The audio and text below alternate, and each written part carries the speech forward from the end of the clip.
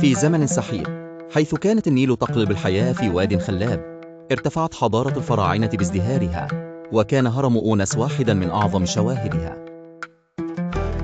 الجدران المزخرفة كتبها الأجداد القدامى لتحكي أبعد الأزمان عن فرعون أونس.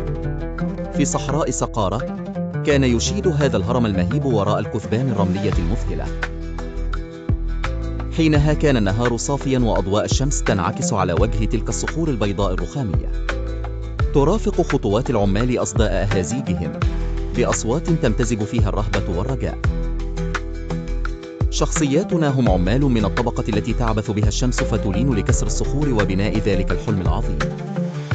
حتسو، الشاب الطموح ذو البشرة المصرية الفاتحة، يعكس حماسه روح العصر المندفع نحو الخلود.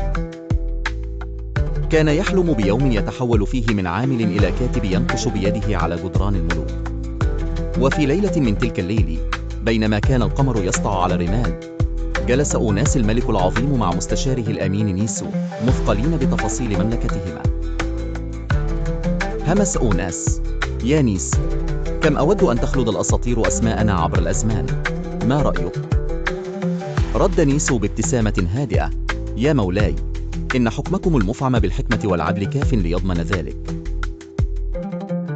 مرت الأيام والليالي، وعانى العمال الكد والتعب، وفي قلوبهم أمل في عالم آخر.